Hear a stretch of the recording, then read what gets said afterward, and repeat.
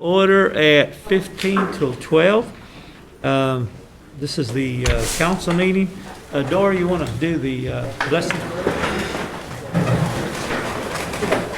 Dear gracious and heavenly Father, we thank you for this day, and we thank you for the opportunity to be here to serve our people. Father, we just ask that you go with us and guide us and give us safe travels as we all go home. Father, we just lift the Cherokee Nation up to you and ask for you to embrace us. For it's in Jesus' name, amen. Amen. Roll call, Shelley. Keith Austin. Here. Harley Buzzard. Here. Joe Bird. Honey. Julia Coates. Ron Crittenden. Honey. Joe Deere. Honey. Mike Dobbins. Here. Shannon Duncan. Honey. Rex Jordan. Darrell Legg. Here. Chris Snowfire. Honey. Laura Petzkowski. Here. Mike Shamrock. Here. Mary Bakershaw. Yo Ani. Smith. Here. Janice Taylor. Victoria Vesquez. Here. We do have a quorum. Okay. I need to make an announcement. This is to declare events of extraordinary circumstances beyond the control of tribal council that prevent or inhibit tribal council members from being physically present and authorize a remote attendance of the session or meeting by audio-visual device. The events of extraordinary circumstances are the pandemic of coronavirus previously declared by the Principal Chief in Emergency Disaster Declaration on March 16, 2020. I need a motion for approval. So made. Got a motion and a second? Second. Second. All in favor signify by saying aye. Aye. Shelley, this will add the 5 counselors who are on the audio, video, remote, correct? I need to do a roll call for those 5. Okay. So Julia Coates.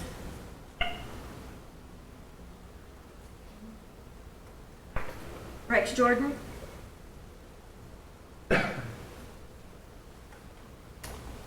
Rex, can you hear us?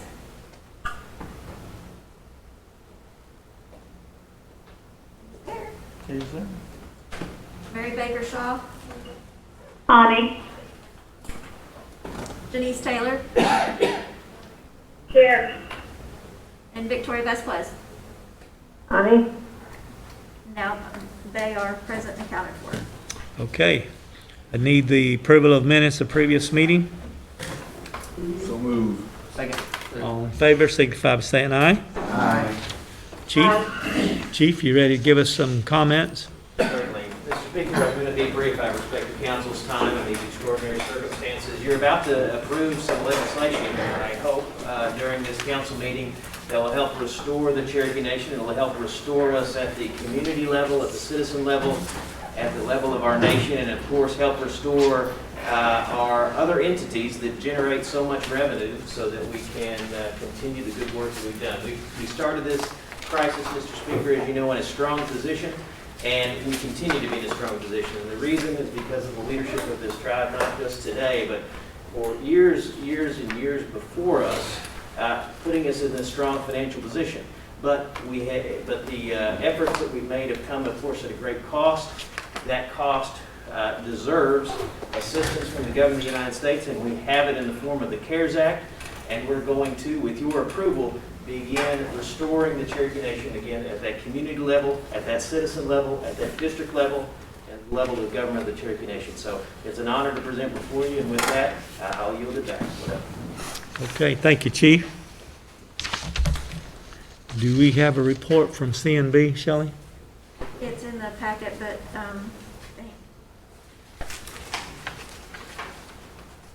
we did not get a report this time. Okay. May have Chuck give us a written report, if you would. Okay. Committee reports, you've got those written reports as well. New business item. We need to amend the agenda. To include mod 9 that we just passed out at ENF. Okay, need a motion to amend? Got a motion and a second. Discussion? All in favor signify by saying aye. Aye. All opposed? Aye. Okay. Counselor Deere, you want to take that? Yes, it was an act amending Legislative Act 15-19 authorizing the comprehensive operating budget for fiscal year 2020, bottom line declaring an emergency. We'll put that in form of motion. Got a motion? Second. Got a second? Any discussion?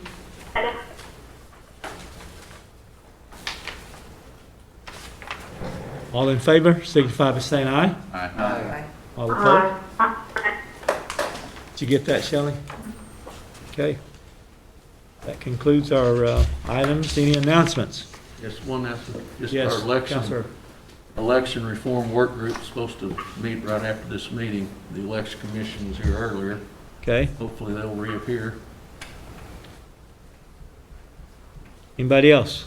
Yes, Counselor Shambaugh. I'd just like to recognize the health system for setting up these drive-through testing sites. And I went to the one at Sam Hyder and just to see who was working it, and it's our nurses. You know, there's no special SWAT COVID team coming in. It's our people who are doing this. And at Sam Hyder, it was all nurses. So they, you know, everybody needs to be commended to what they're doing. They're going above and beyond, you know, the call of duty at this time. And I just thought that was very impressive. So kudos to our health system. That's a good deal. Counselor Deere. I just want to say tomorrow at North Tulsa Dream Center at 200 West 46, we'll be doing our grocery giveaway to end out the month.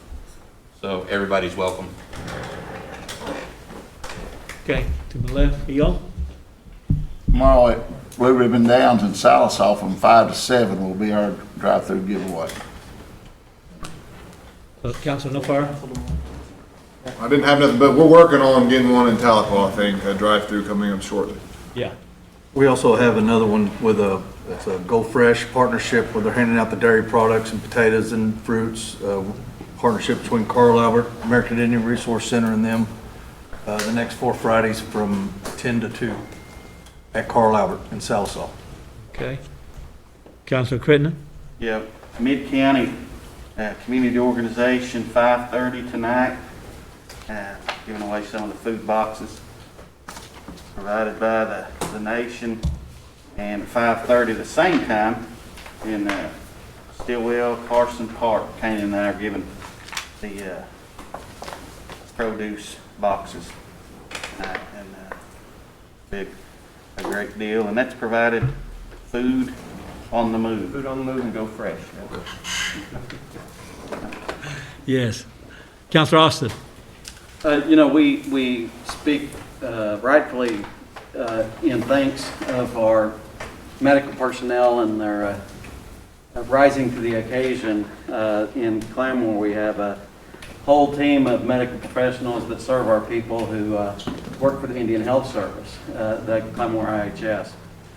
And a little over a month ago, Councilors Patowski, Vasquez, Taylor, and Deere joined me in providing every employee there lunch at their break so that they could have individual boxed lunch from one of Claremore's nicest restaurants, just to say thank you for showing up. Thank you for continuing to show up, and thank you for taking care of our people and the people of 17 other tribes. Okay, Counselor Buzzard. Well, I just want to say thank you to administration for taking care of this virus that we've had going on for the last 2 months. I think they've done a good job. I know I've had some, I guess, gripes about it, but still, I think they've done a good job. I also want to thank some organizations in District 9 that has actually stepped up and helped in our area. I want to thank the group from Spavinal, it's Rusty Henson and his wife, Ryan Floor there in Jay Grove. I want to thank Shonda Davis. I want to thank a lady up in Miami, the Good Neighbor Project up there, Sheila Coker. They've all stepped up and made food distribution, delivered to the houses, and things like that. And I just want them to know that I really appreciate what they're doing. I'm not able to get out and hand food out like some of the younger people are. Those people have stepped up and really helped me in my district. So I want to say thank you to those people there. Thank you, sir. Okay. Anybody else? Yes, Counselor Duncan. Speaker, I'm glad Councilor Buzzard brought that up.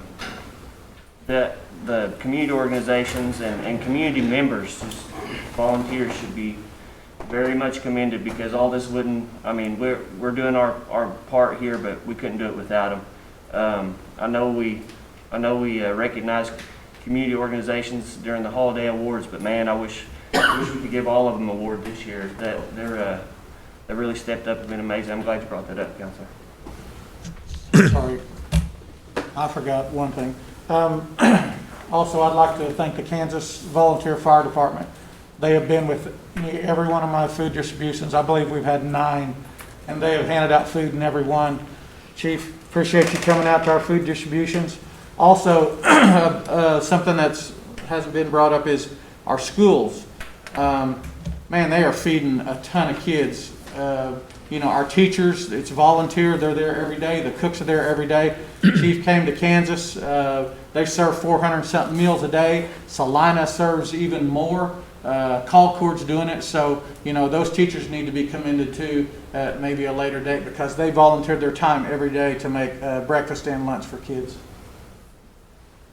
Yes. Anybody else? I'd like to commend the chief. And, on the 22nd, last Friday, we did a short memorial with a very limited crowd there. But Chief and Deputy Warner, and I tell you what, people, you guys already know this. Our Chief of Staff, Todd Enlow, has really, been a warrior through all of this. And we're very fortunate to have somebody of his caliber to step out there and get in harm's way for everybody and do what he's doing, coordinating so many different avenues of helping our people there. And we had a little short memorial, Veterans Memorial, last Friday, and I just want to commend them for being there. And we're handling this situation about as good as we can. Like I said earlier, we have taken the lead. We're way ahead of what the county was and the state. And that's what we're all about. The Cherokees were always been asked to be out there in the forefront, and we have. And I like, Chief, your message continues to be safe, follow the CDC rules, the social distancing. I really appreciate you staying firm on that. If you saw over the weekend some of the photos and some of the states that are getting laxed in this, we're not there yet, but we're getting close. I mean, there is light at the end of this tunnel here, but we just got to be diligent in carrying, our responsibilities about and how we're taking care of our people, our elderly. And council members, you're doing an outstanding job of taking care of our people out there, and really appreciate it. Let's just continue to do that. So, Todd, you got something to add? Yes, sir, Speaker. If I can, several council members mentioned some of the boxes that are coming from HelloFresh or Food on the Move. We signed up for that, upwards of 2,000 boxes a week. They've had some logistical supply issues and transportation issues getting that to us. We're working out the details with them. But our plan is similar to our distribution that we've been doing with other things. The challenge with this one's going to be, as we discussed earlier, is refrigerated trucks and refrigerated units, being able to get that out quickly because there's some fresh produce and some dairy-based products in those. So once we get that and we get that allocated, then we'll be working with each of you to do some drives in the communities to help get that out as well in the future.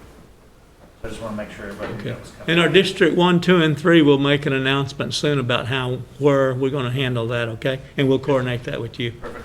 Yes. Councilor Dobbins? So, Todd, does that include the schools that prepare food as a regular service during the school year? And you'll help them continue that during the summer?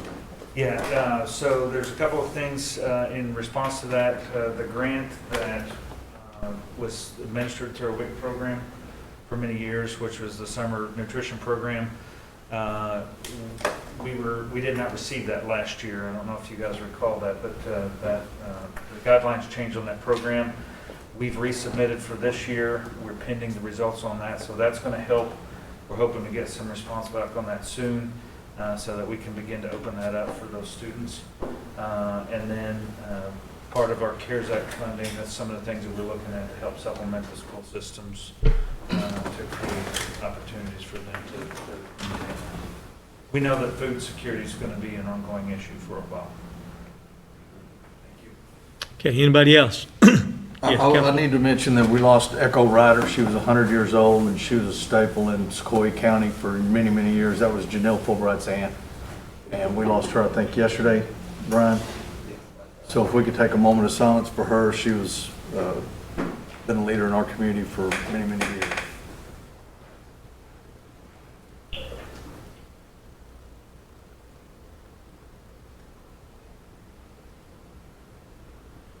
Thank you. Okay, one last announcement. In June, we'll get this mailed out to you if you do not want to write it down. We're going to have our committee meetings on June the 25th. We will start with health at 9, resources at 10, education at 11, take a lunch break 1 p.m. We'll do community service, 2 o'clock rules, 3 o'clock E&F. And we'll do our council at 4:30 that afternoon, so we can utilize the staff. And then we're going to remotely do a PAC meeting on the 15th. I don't see a time for that, Shelley. It's to be determined. I'm going to do a kind of a poll and see when everybody's available. And talk to Okay, Janice and see what she suggests as a time. okay. All right, anything else? Council members? With that, I would entertain a motion to adjourn. Motion, second, Aguioso.